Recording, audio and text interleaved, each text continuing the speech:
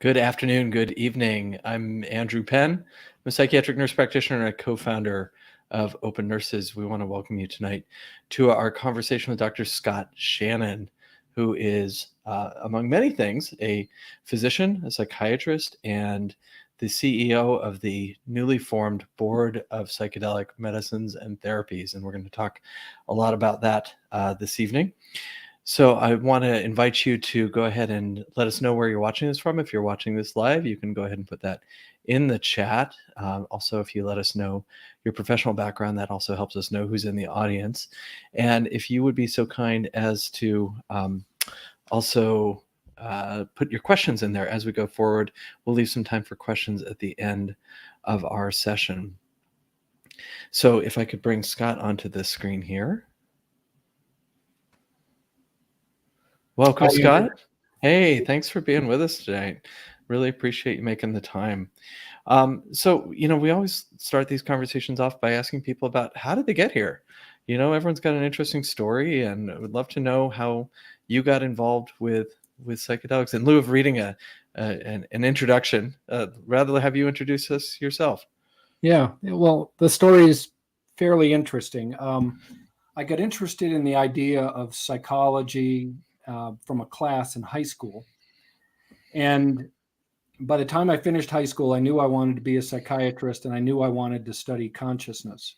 I went to University of Arizona. I was a naive Jesuit school, Catholic school boy. And I went down to the University of Arizona to study consciousness. And my psychology professors were working with rats in mazes then in the 70s.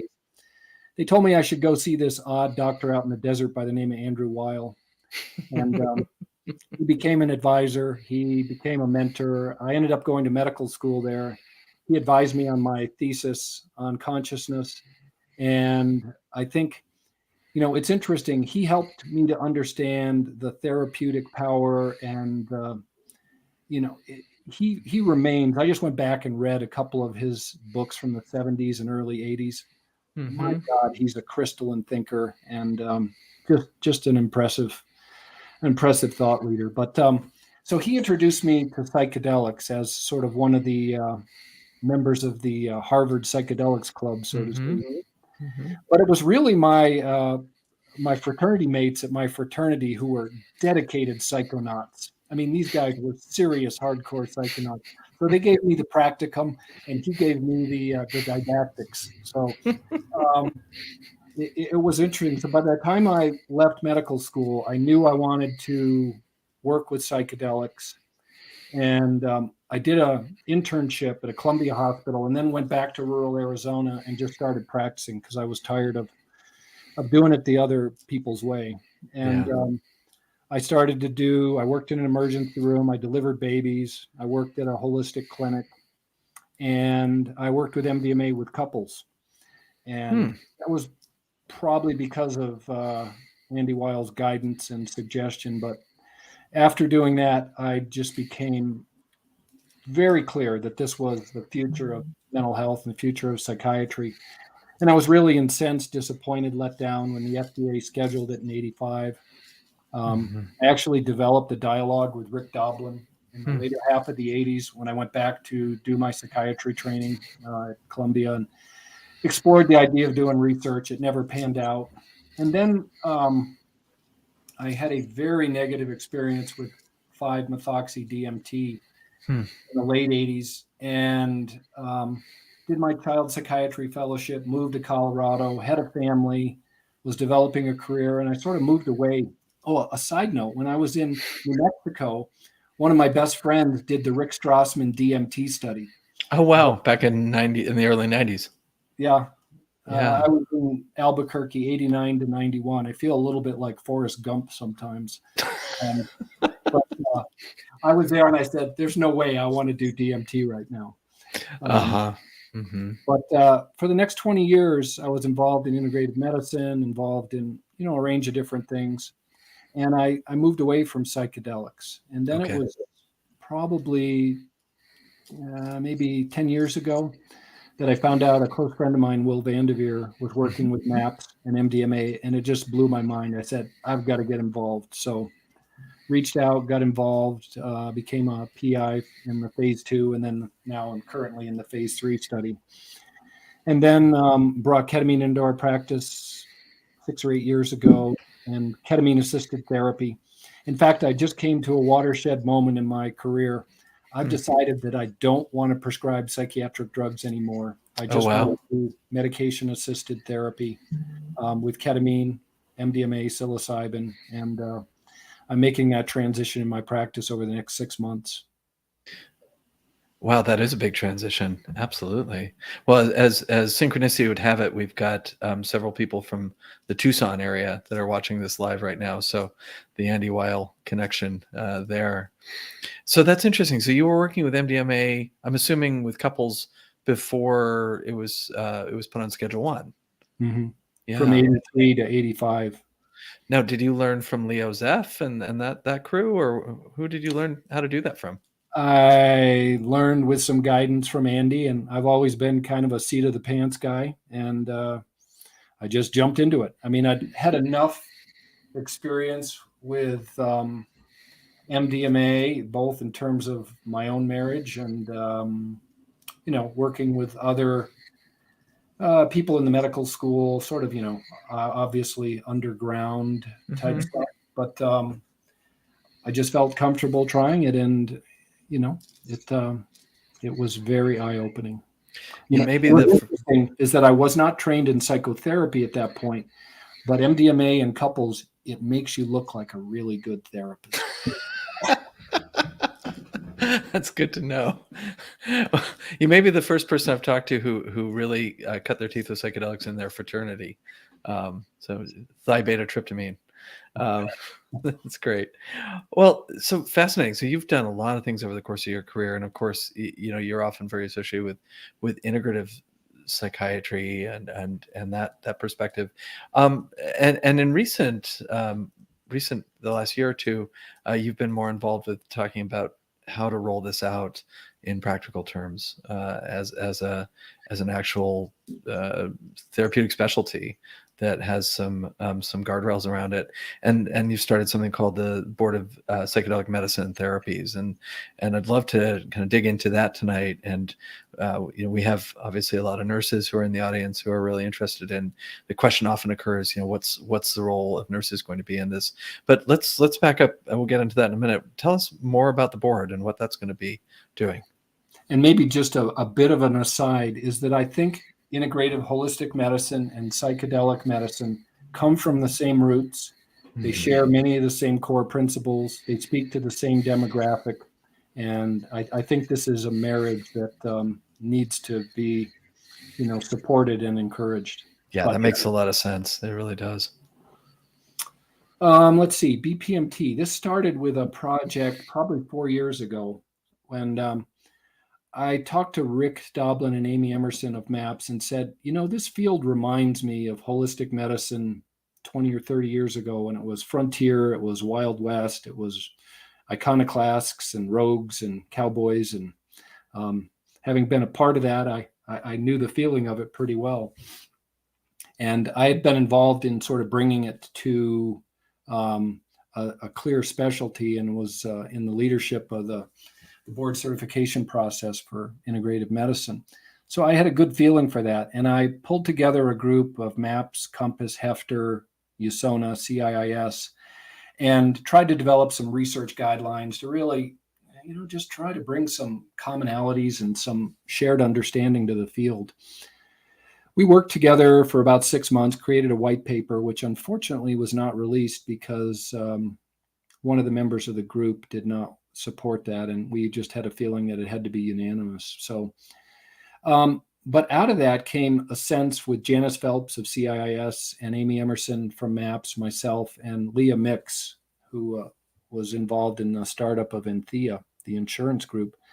We became very clear that board certification was the next step that needed to happen for the field. So the four of us, we called ourselves the ad hoc group. We met for quite a few years, just beginning to outline some things and beginning to build that together.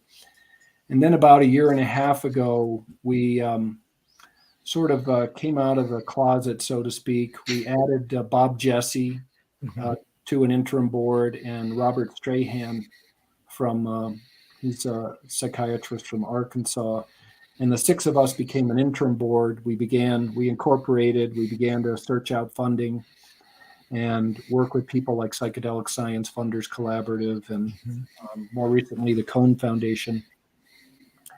And we developed a process respecting diversity and inclusiveness to elect a permanent board. And that permanent board was seated just under a year ago, last December. And that board has, we've continued to work. And I should note that I stepped off as CEO at the end of September.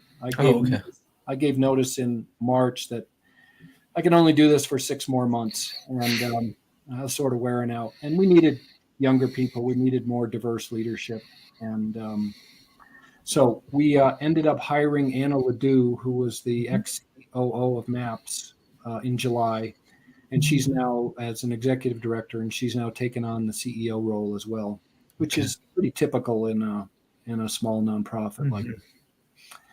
And we've brought on other people who are leading the effort with eligibility and testing. We've been working with a group called Humro as our test vendor. We've been working with a group named Seacrest, who is helping us with third-party accreditation. And right now, we have been working with subject matter experts, and I think, as I recall, you are one of them. I am. You are. So thank you for stepping into that role.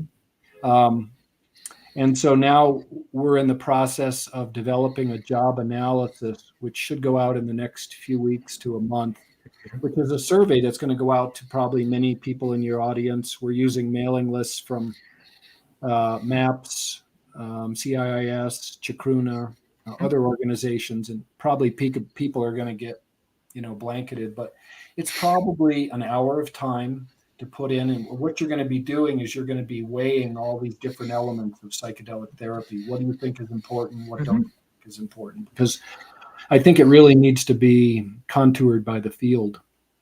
But the idea is that working on a parallel track with that is setting eligibility guidelines.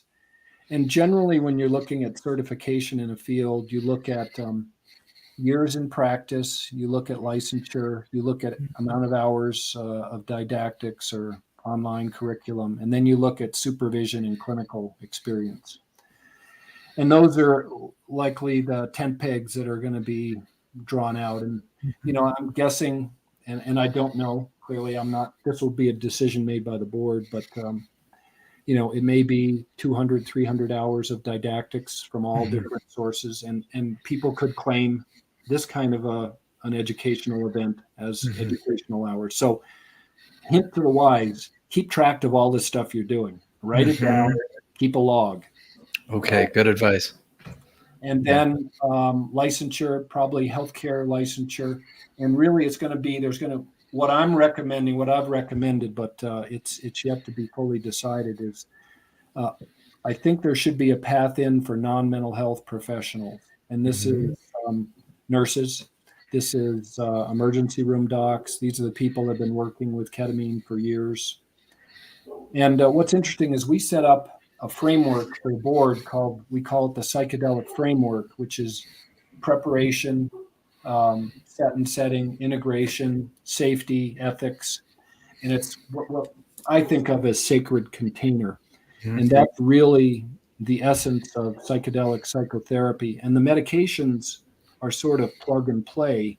They're catalyst for this deeper process, but the deeper process is the same regardless what medicine you're working with. Obviously, the medicines have different effects, different time courses, different risks, et cetera, but the process is very similar. And this model allowed us to embrace ketamine-assisted therapy and separate it out from ketamine done in a pharmacological or an infusion model that is not using that container model. Okay. And so when it comes to supervised experience, that is going to be the hardest piece for people to get, because if we had limited it to MDMA and psilocybin, there's 100 people in the world, maybe 200 that would be eligible. But I think by expanding it to ketamine-assisted therapy, I think it gives a pathway in for people. And the non-mental health professionals, like MAPS' criteria to get into their MAPS training is you need to have 500 hours in a mental health care setting. Okay. And then that's a rough guess, but we could decide on 750, 1,000, but it's probably going to be some amount of hours showing that people who've not been trained in mental health have that experience, that practical work where they can draw back on that. And that is going to be a path in, I hope, and I am recommending for non-mental health professionals. Okay. And yeah, it's been interesting to be part of the subject matter group because, you realize most exams that you've taken in your professional life were made long before you ever got there.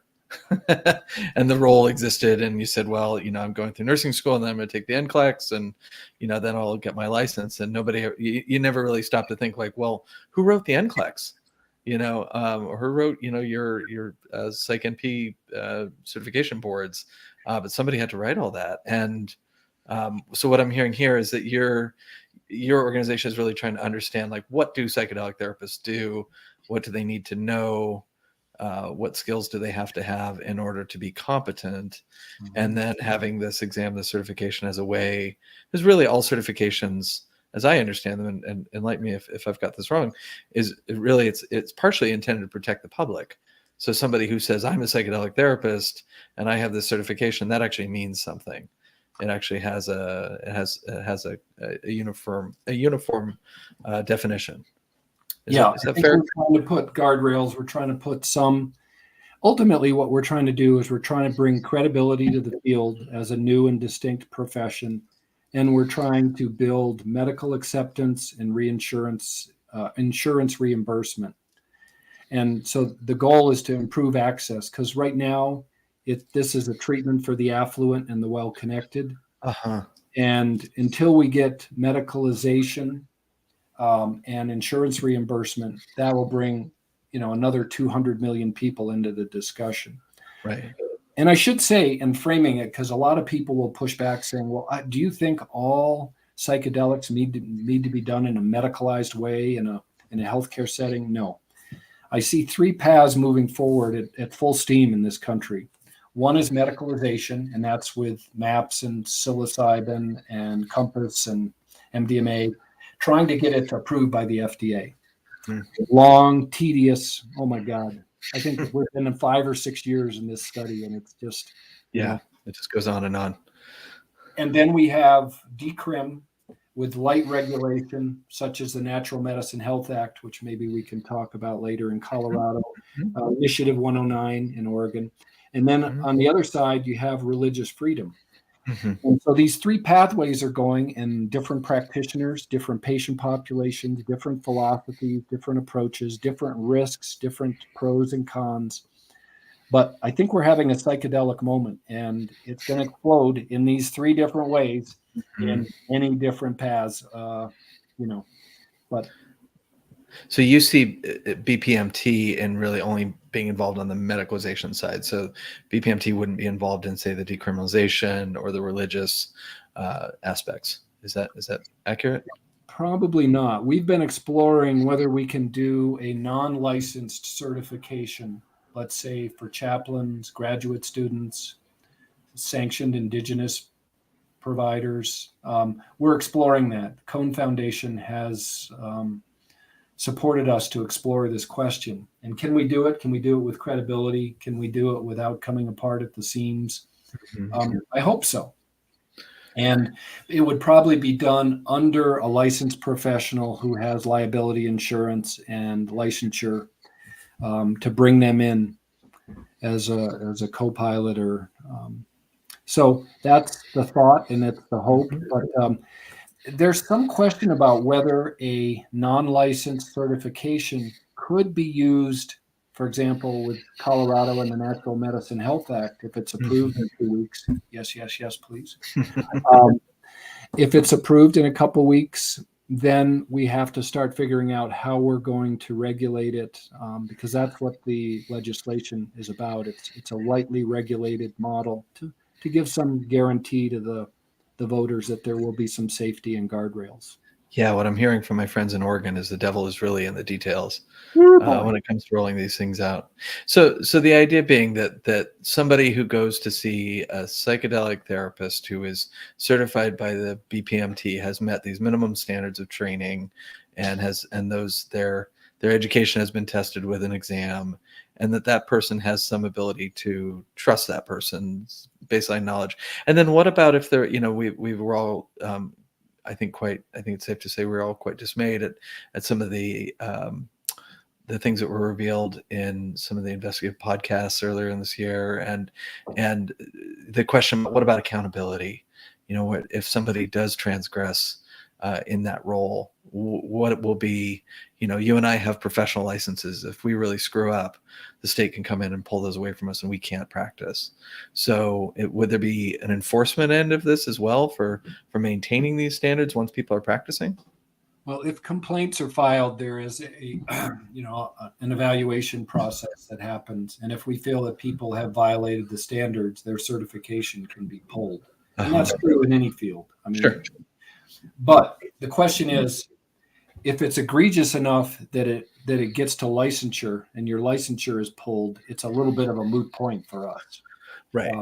But we would probably act on any sort of state action as well. But the question is, if we hold higher standards than licensure requires for ethical standards, I think because of the extreme vulnerability that happens in psychedelic state, then if someone violates that but doesn't come to transgress enough to have their licensure pulled, we still could pull their certification. Okay. And that might affect their ability to work in a healthcare setting or to get insurance reimbursement. Right. Because this might be the key to getting insurance reimbursement, that an insurance company would only pay for a practitioner who has this certification. So, yeah. Okay. And I understand that there's some collaboration with the American Psychedelic Practitioners Association. We've had Emma Knighton on this interview before. And so if that's the case, could you explain what that relationship would look like and that process? Well, APA is a membership organization. Mm-hmm. Generally, membership organizations are public facing. They have a lot of different tasks, if you will, a lot of different involvements. They can be involved in training. They can be involved in advocacy. They can be involved in member services, on and on and on. Okay. And a certification board is really a very narrow task. It's like evaluate and certify. Right. And that's really our task. So in quality some way, control. Yeah.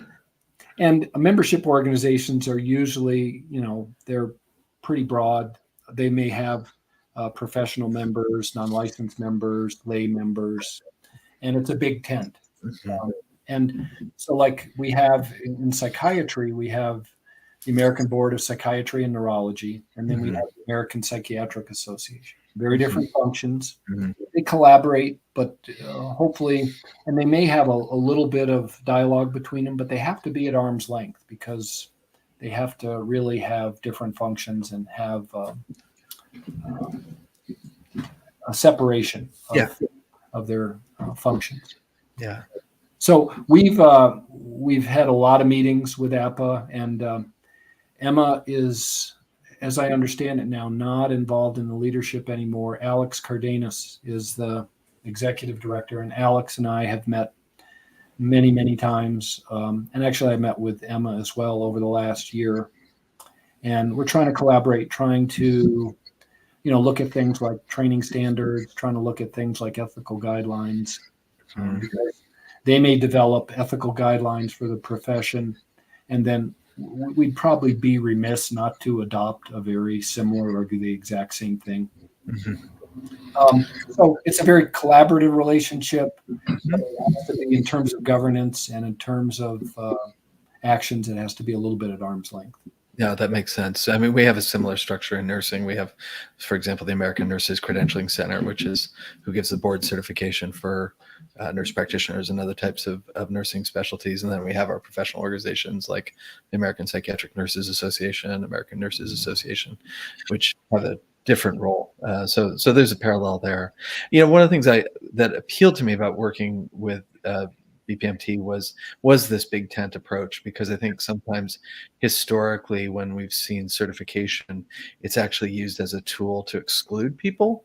Mhm. To sort of, it can take on kind of a guild mentality, and there's a lot of protection. I mean, I was at a conference recently where I heard a couple of physicians, who I will leave unnamed, talking about how this is a medical procedure, therefore it belongs in the domain of medicine, which you might not be surprised by this, disagreed with, that while it has, that it's much broader than just medicine, of course. But one of the things that I really liked about the organization that you've got rolling here is this idea that it is really inclusive, because I'm hearing a lot from nurses, really across the country, who are asking, is there going to be a place for me in this? And is there going to be a place for me, not just in administering medicine? Like I know nurses who work in ketamine clinics who are very well trained in psychedelic therapy, who are only just doing the IM injection, and really it seems like a waste of talent, honestly, to not have that person sitting in the room with the person. So I'd be curious to get your thoughts on, where, if you were to put on your future casting hat here, where do you see nurses in the 5 years from now, 10 years from now, when these therapies are more readily available? Well, first I've got to say, as a disclaimer, my daughter is a nurse. Yay! I work with 3 psychiatric nurse practitioners, and literally I adore nurses. So let's just get that as a baseline, get it out of the way. From the chatter on Facebook before this, I think the feeling's mutual, Scott. The warmth goes both ways. So thank you for saying that, though. And really our attempt is to try to make, and I think this is true with APA, it's true with BPMT, we're trying to make a cross-disciplinary profession. We're trying, I think in some ways, we're trying to go beyond interdisciplinary. I was involved in the development of an organization. Well, it was originally the American Holistic Medical Association, but it transformed about 10 years ago into the Academy of Integrative Health and Medicine, and is a cross-disciplinary. They have chiropractors, nurses in leadership, and physicians. And I think using that as a role model, we really see there's value in breaking down silos. Mm-hmm. We have different things that we bring to the profession. I think the question, I don't think there's any question right now that most people involved in this process think that nurses, non-mental health physicians, chaplains, indigenous providers, that everyone should be able to share their expertise and knowledge. Mm-hmm. The challenge is that as we think about what this looks like 10 years from now, most professions end up moving in the direction of residential fellowships, training, residencies, some sort of formal training program that builds into clinical. Mm-hmm. The challenge we have right now, and this is a horrific challenge, is we have people taking programs like Compass, IPI, Naropa, and I teach in some of these. Mm-hmm. But the challenge is people can't get clinical experience. Yeah. What's the drawback? I mean, through PRATI, the nonprofit we spun off 3 years ago, we do trainings in 4-day experiential with ketamine-assisted therapy. And that's a toe in the door, but really people need supervised care. People need to be able to learn and go in and practice, because this is not just psychotherapy with medication. This is a new paradigm. It's a new model. It's what we have in psychiatry and mental health now is a suppressive model of the psyche, where we're afraid of the psyche. We use antidepressants, antipsychotics, anti-anxiety agents. We don't want any of these symptoms to come out. And we're moving now to this evocative model where we trust the psyche, we work with the inner healer, and we try to bring it forth. Mm-hmm. And so it's, with trained psychotherapists, we're often wanting them to forget most of what they know. So in that way, I think nurses are at a real advantage because they understand sitting with people in distress and discomfort. They understand the value of an interpersonal connection for healing, comfort, support, safety, and security. Mm-hmm. Often much better than many of the other professionals. So I think there is an element that nurses bring to this that others only wish for. Yeah. But the challenge is, how do we create, and that's going to go beyond BPMT, but how do we create these internships, residencies, fellowships that are cross-disciplinary, that will allow nurses, psychiatric nurse practitioners, psychiatrists, internists to enter that. And so I think with the certification beginning to set the ground rules and APA developing along the same lines, hopefully we can move the field in that direction. But it's far from a done deal right now. And it's worth pointing out, as an educator also, that a lot of curriculum is driven by certification requirements. So, if we know that we're preparing our students at UCSF to sit for the ANCC exam to be a psychiatric nurse practitioner, there's certain content that they have to cover, that they have to be taught. And that flows from the certification exam requirements. And so I think it's worth pointing out that one can influence the sort of educational field by saying this is where the finish line is, and this is the last hurdle you'll have to cross in order to get there, and that then drives the educational curriculum. Because it's true that the lack of experiential. I say to people, right now taking a psychedelics training course is a lot like if you went to nursing school or medical school and you didn't see a patient until after you'd already qualified and graduated. It's almost unimaginable, but that's sort of what we're asking people to do. The excitement in this field is palpable. And the excitement is, we've now got thousands of psychedelically educated therapists who don't have access to clinical work. And, that's a challenge. And so the DCRIM program in Oregon, hopefully in Colorado and others, hopefully is going to open up more training opportunity, more training experiences. Now, not to get too into the granularity here, but there has been this question in the nursing space: is this going to be? Will this only be for people that are in the mental health space? Is there going to be room? I mean, you mentioned emergency room doctors.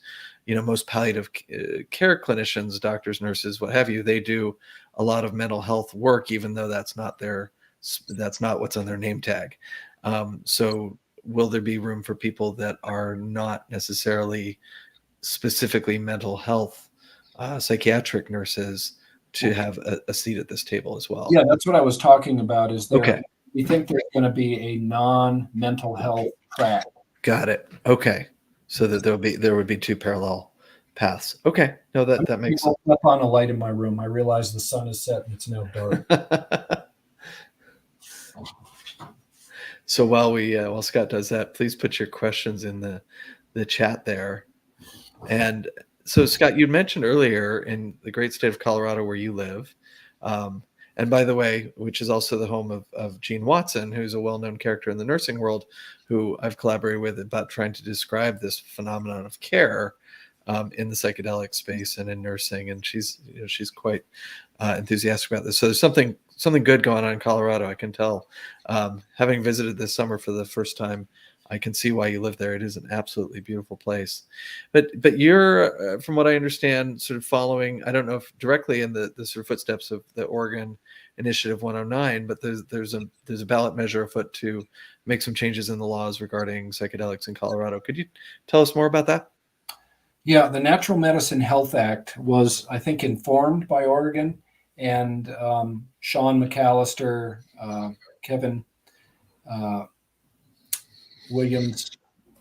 Matthews, has they really tried to craft something that really took it another step. Yeah. And I think it's really a masterful process. I think the whole act is like 22 pages. It's complicated, and really there's two elements to it. One element is it legalizes psilocybin in the state of Colorado, legalizes cultivation, possession. You can give it and trade it among friends without concern. There's no provision for sales.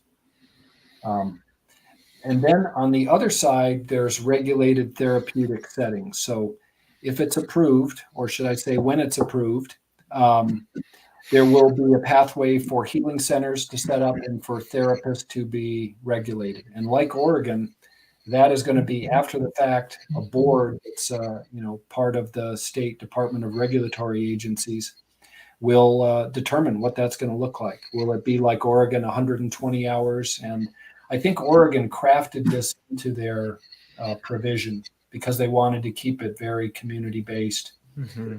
And so I think it leaves it up to this board of 15 members who will participate and do this and assess what level of education is needed, what certification is needed for centers, and what will the the guardrails around it. And so the way it's presented to the public is that this allows sort of a libertarian approach, and it's acknowledging the inadequacies and lunacy of the drug war, and it's allowing people to have this and access it and use it on their own. But if people feel better about wanting to have some therapeutic system, it's regulated, managed, and actually has state level involvement. So those are really the two elements of the act. And the decriminalization aspect, you said, does not allow for retail sales, because we're seeing that. I've seen some things just in the last week about head shops selling chocolate bars with psilocybin in them in these places like Oakland and in Oregon where this has been decriminalized. So would that be specifically prohibited, or is there just nothing in the law about a retail sort of a retail is not sales? Prohibited. It's not regulated or allowed in the act. I mean, okay, I'm guessing it'll happen, and the police are going to have to decide, it's because it's already been decriminalized in Denver, and they're going to have to decide if they want to act on that. But that is not the intention of the law. Okay. We don't anticipate retail sites like with cannabis. So I think that's a road that Kevin and Sean did not want to go down. Yeah, it's really interesting. It sort of takes me back to my high school civics class, not physics, civics class about, you pass a law, but then really the rulemaking is where the implementation takes place. And that's what I'm hearing about in Oregon, is that you sort of pass a law as a concept, and then the real nitty gritty is in the rulemaking. And that's if one feels this is important, it's a valuable place to insert yourself in that process.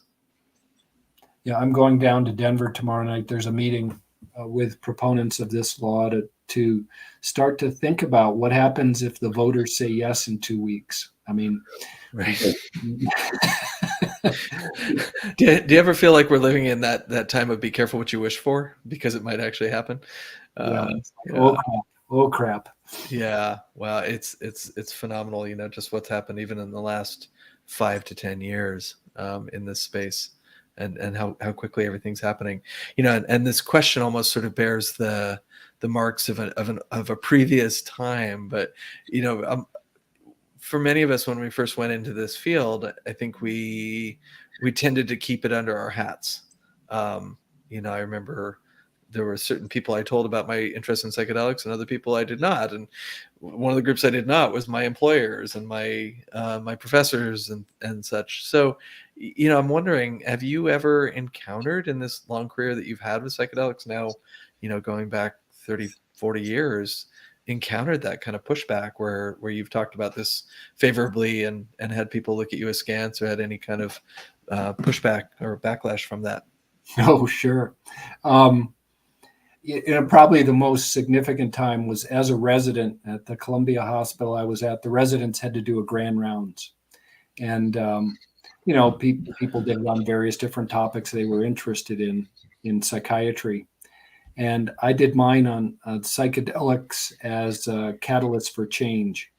And my attendings thought I was batshit crazy, and it said, well, clearly now we see why you're wearing Birkenstocks. Oh gosh, yeah, of course, right. It was really they thought it was a career-ending move, right? But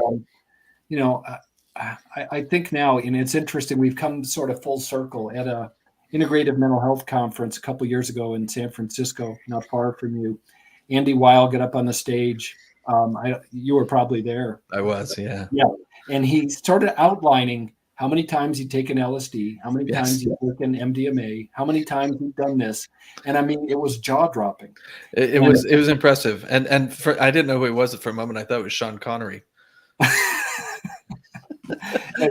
When I got up on the stage a bit after that, I said, Andy, I've got resume envy. But I think Rick Doblin is like this, Andy Weil is like this, is we've got to be open, and we've got to tell people and come out of the closet and say, this has been important to my mental health. This helped to save my marriage. I tell people that LSD made me less of an asshole, and that 2CB probably kept me in the profession, because after medical school, I was depressed and thinking about changing to some other career. Maybe I'd go into teaching, but these agents have been important and critical in my mental health. And I think, a lot of us get to a point in our career where it's like, crap, I'm just going to share my truth. Yeah, absolutely. I don't know how the medical boards respond to these things, but I know there have been situations with nurses where in being involved with psychedelics has come with sanctions. There was recently a nurse in Indiana who was arrested for cultivating psilocybin she was microdosing it herself, but the police were tipped off and she was arrested, and she's facing prosecution for that. And all of us, nurses, doctors, anybody who's professionally licensed has to check that box when you renew your license or your credentials saying, do you have a drug problem? Or sometimes even specifically, have you used any of these substances? So we're really essentially asked if we're going to check that box, yes, that is likely going to come with additional scrutiny. And so do you have any thoughts for especially nurses who are earlier in their careers and maybe don't have the privilege of being able to say, well, to hell with it, I'll go do something else, with my remaining professional years, how to navigate that uncertainty? Well, I think you have to have some caution. Yeah. I think if you're working in a medical setting, an emergency room, in an ICU, there's a high level of scrutiny and with good reason and good purpose. And I think you just have some caution about what you share and what you don't share. And, hopefully one of the outcomes of what's happening now is that 5 years from now, 10 years from now, this will be different and there'll be more freedom. Because right now it's, it's really unfortunate. Yeah, I remind people that it wasn't that many decades ago that yoga was considered very exotic. And now you can't, pass a strip mall without going past a yoga studio. So there's some questions here from the audience. One of which is, and we get this question a lot at OPENurses. You can imagine if there are career pathways that would be advisable to a nurse who is thinking about moving from, say, med surg nursing or some other traditional kind of ICU inpatient nursing into the psychedelic space. I mean, what is a reasonable pathway for somebody like that? Well, I think it's beginning to sort of cultivate some training around psychotherapy, perhaps trying to work in a mental health care setting, just so you can get those hours and get that experience and, the credibility that brings. So getting some hours in one of these more comprehensive training programs. I think doing some experiential work like a 4-day experiential, get your toe in the water. And then I think it's really trying to look for clinical opportunities where you could work with a prescriber, where you could work with a clinic that's doing this work or about to roll out. Because I think there is, I think that's the path. And unfortunately, it's not as simple as, well, you just go do this training program, XYZ. Because we're at such infancy for this field right now, it's really the Wild West. It's chaotic, it's confusing, and there's really no clear path. And so one of the things that we think certification will do is it gives a little more of a clear career path for people. Okay, if I want to become a nurse as a psychedelic psychotherapist, as a nurse, here's what I need to do. But I would say it's get some of the educational training, try to get in a mental health care setting, preferably one that's working with ketamine-assisted therapy, because that's the one that's really available now. I mean, if you can get into, we're just about to start a study with LSD for generalized anxiety disorder for MindMed. But, if you can work in a research site that's doing this, lovely. Yeah. Question here from Angela about if people can get experiential training or practice. I assume this would be towards the credential for doing workshops or experiential trips outside of the country where these things are legal. I think it's document your experience, document your training. I don't think we're going to have any guidelines around where the training or where the experiential or where the didactics happen. I think it's a little easier if it happens in the country, but I don't see that being an early discriminator. And so somebody who had gone through one of these programs, say like I went through CIS 5 years ago, would people like us be automatically able to sit for the exam, or would we need to do some experiential practice work first? No, I don't think the experiential setting is mandated. I don't anticipate it would be, but you would need supervised hours of working with psilocybin, MDMA, or ketamine-assisted therapy. Okay, so that's where the strategy of, if you're interested in this, perhaps consider doing one of these training programs and try and get yourself some experience in perhaps a ketamine clinic would be the most sort of probably likely one. Okay, so another question here: how will you determine who delivers the certification programs? Essentially, what's the sort of credentialing of the continuing education? Will this be the paradigm of higher education, or will other types of training or retreats qualify? I think we're at such infancy now that I'm anticipating that all educational events will be roughly on the same playing field. It may be, and this is one of the things that APA may do, they may go in and create a an accreditation or an approval program for accepted programs. But until we get there, I think it's all comers. So if you have a synthesis training in Holland, or if you have experience in the jungle with ayahuasca in Peru, I mean, I think all these things can be counted upon. Okay, that's helpful. In a lot of states, nurse practitioners in particular have what they call full practice authority, so they don't have to have a supervisory relationship with a physician. So some nurses in those states are already thinking about, is this something that they could start as their own business? Do you have any advice for people that would be interested in doing that?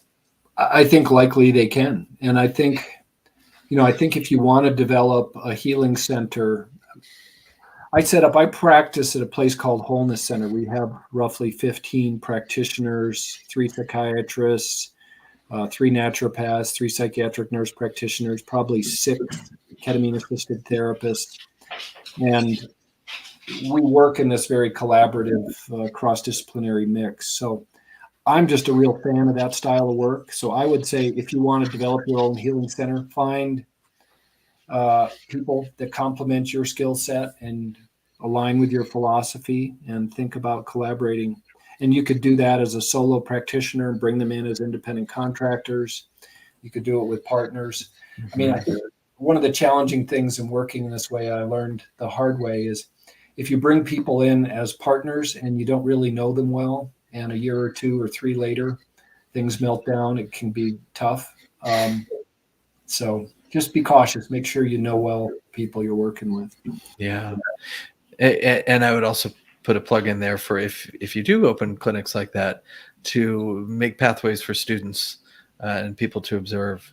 This is one of the challenges that I find as an educator, is that I have lots of students who would love to watch, say, ketamine-assisted therapy, but I don't have a lot of clinics that I can work with to have them sit in and observe. So, it goes back to that old adage of see one, do one, teach one. You're really doing a service if you're providing this care to make it available for students to observe. And sort of this actually segues very nicely into this Philippe is asking about, appreciates the work you've done with Prop 122 and wondering if the Wholeness Center is open to students shadowing or helping practitioners. We are open to it. We have 3 people with us now, and as you might imagine, it's very oversubscribed, and we sort of have a waiting list. And I mean, I probably reached out every week for people that are looking for that clinical experience. That's a limiting factor in the rollout of this work. Yeah, is getting that practical experience. So if you live locally, we really only consider people that live in Fort Collins, as we're trying to develop this. No, that makes sense. A question about, Scott, I don't know if you're familiar with this role of nurse coaches, board certified nurse coaches, working in this space as entheogenic integration practitioners. And this particular question is coming from. Do you know anything about that? Well, I'm familiar with health coaching. I don't know if I understand the difference with nurses that do coaching, but I think it's hard to say but I think if a clinic rolls out, that might be a very useful role. But it's not one that I think is standardized and will be readily reimbursed. I think we need to set the stage for it. So maybe, I hope so, but I don't know that. Okay. Yeah, a lot of stakeholders. Here we go. Another question here. Are you aware of any special waivers or other training specifically mandated for psychiatric NPs to prescribe ketamine? Well, I know that it varies state by state. And in most states, you have pretty much full prescriptive authority. I do know that there have been a friend of mine, nurse practitioner, is on the board, and they've had a number of complaints against other nurse practitioners. I think there are a lot of clinics now doing remote prescribing and remote sessions and remote integration. And I think there's probably some excesses and abuses in that process. And I've had people who are, I think they're being, because of their interest, they may be getting used by some of these for-profit ventures. So I would have I encourage people to have some caution around some of these things. But I think nurse practitioners can prescribe ketamine, at least in Colorado, without any restrictions or other rules or guidelines. Yeah, if you have a DEA, license, then ketamine Schedule 3, right? So generally that would fall into that. Aurora wants to know, do you see public health practitioners involved in this movement? I'm not sure exactly what is meant by public health practitioner. I'm assuming people that are in MPHs, people in the public health arena. What's their role in this? Boy, that's an interesting question. I think it depends whether they want to get credentialed up or trained up, I should say, to be a sitter, a facilitator, a guide. I think they could probably go into this decrim process in Oregon, in Colorado. Someone told me there are 20 psychedelic churches in Austin, Texas right now. And that state's got religion. So, I mean, you could become clergy and work there. So I think it depends what kind of setting you want to do and what kind of work you want to do. And that's, I think this field is just forming. And so it really is. Yeah. Which is what's so fun about it too, because you can get into it and get, as many opportunities to shape it really at this point. So this is an interesting question. I don't know if you had, I'm not sure about this particular article in The Guardian, but I know Brian Pace and Nishay Davino wrote an interesting paper, I think in Frontiers in Psychology, about the practice of using psychedelics really essentially as means of changing people's minds. That when when Michael Pollan wrote his book, I don't think he thought about people becoming, becoming fascists or totalitarians. I think he saw it more as a path of liberation. But what any thoughts about this particular question here? Well, it's interesting. If you look at, for example, a support for veterans having access to psilocybin or ayahuasca, that is something that cuts across party lines. And, it will be promoted on Fox News and CNN, and, it's across the board. Who's going to be against that? And then I think, there's interesting studies looking at experience with psychedelics, that after psychedelic experience, people are they're more likely to be nature connected. They're less likely to be drawn towards authoritative political perspectives. So, I think the 60s and what happened in the 60s was in no small part driven by what LSD did to the way people saw things.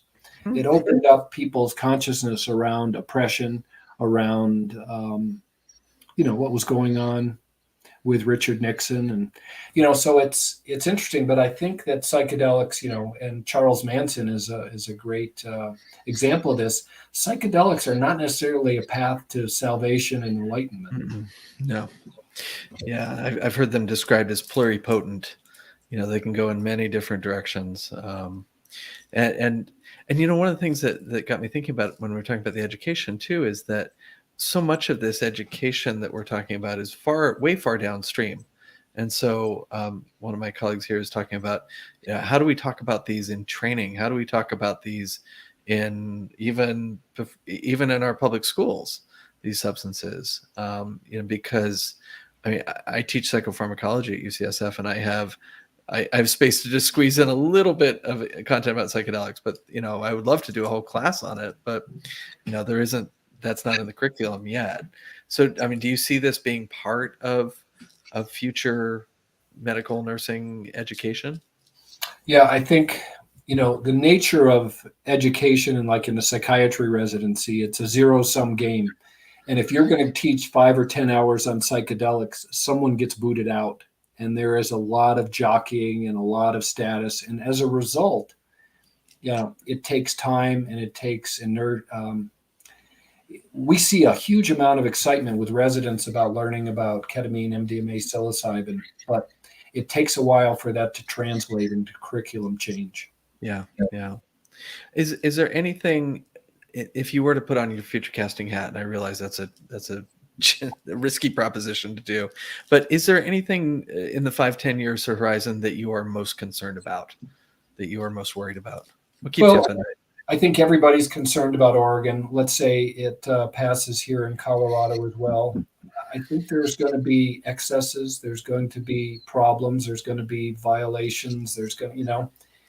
And will that be enough to change public opinion, which is predominantly positive about psychedelics right now? But if we run into just real practical examples of abuses, excesses, morbidity that comes with this from inappropriate people getting them, and inappropriate guidelines, and vulnerability, sexual perpetration, and predation. Yeah, I think that is what worries me, is that the blush could come off the rose, and we could see a backlash against this. Yeah. And I feel really strongly that we who have the most passion about this need to be the ones asking the difficult conversations. And that doesn't mean that we're for prohibition by any means. It means that we want to see this succeed. But it seems like the dialogue for so long has either been, you're either for or against. And if you raise any questions of apprehension, then you must be against. And it feels like the field has to move past that sort of simplistic way of seeing these things. And I think with all the reports coming out in the podcasts and things, I think we're through the unrealistic hype, and now we're getting into some of the actual, problems that can happen with psychedelics. And I think it's an important step. And so I think we need to have those discussions. We need to talk about risks, vulnerabilities, and potential problems. Yeah, for sure.